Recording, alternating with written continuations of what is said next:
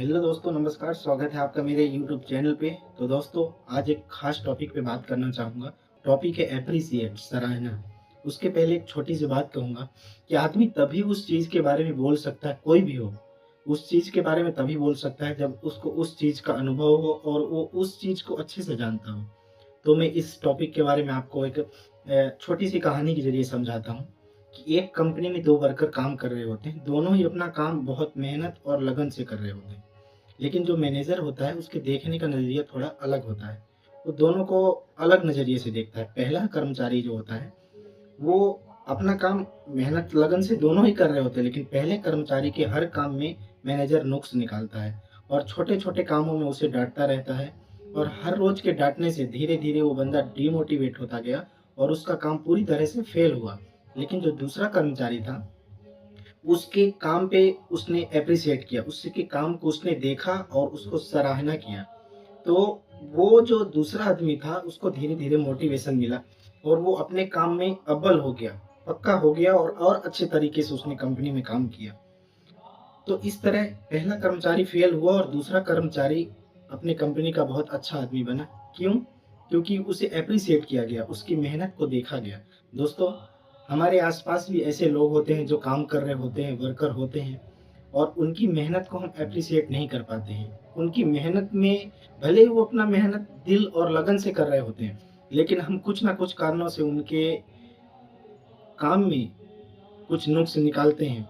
भले वो काम नुक्स निकालने लायक ना हो, लेकिन हम पर्सनली अपने ईगो के कारण उनके काम में नुक्स निकालते हैं, जिससे उनको बहुत डीमोटिवेशन फ़ील होता है।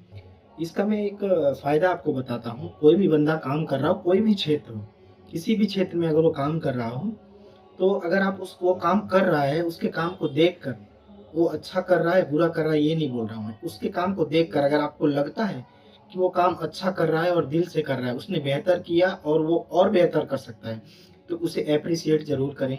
इससे क्या फ़ायदा होगा कि उसको मोटिवेशन, पहला तो मोटिवेशन मिलेगा, जिससे वो उस काम को और बेहतर तरीके से करेगा। फिर आपको या किसी को उस काम में सफाई देने की ज़रूरत नहीं होगी।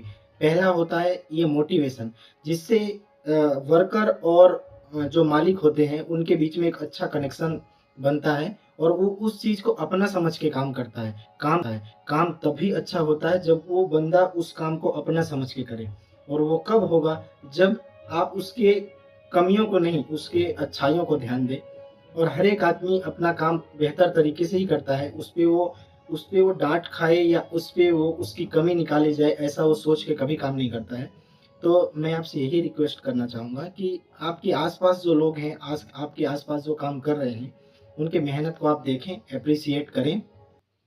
तो दोस्तों, ये वीडियो बनाने का मेरा यही मैसेज है कि किसी को भी अगर आप लॉन्ग टाइम तक अपने साथ, किसी भी वर्कर को अगर लॉन्ग टाइम तक अपने साथ रखना चाहते हैं, तो उसके पॉजिटिव पॉइंट को ध्यान दें, उसके काम की सराहना करें, उसे एप्रिशिएट करें और इसी चीज़ से उसको बहुत ज़्यादा मोटिवेशन मिलता है और बंदा आपके साथ लॉन्ग टाइम तक बना रहता है। उसका और आपके बीच का एक अच्छा कनेक्शन बनता है और वो उस काम को, आपके ऑफ़िस का हो या घर का हो या गार्डन का हो या ड्राइवर का हो, कुछ भी काम हो, अगर आप उसे एप्रिशिएट करते हैं, तो उसे जो मोटिवेशन मिलता है, उसके बाद वो बंदा एक अलग दिशा में काम करता है। मतलब उस चीज़ को समझता है कि हाँ, ये मेरा अपना है और सामने वाले मेरे काम को समझ रहे हैं, मेरे काम को एप्रिशिएट कर रहे हैं।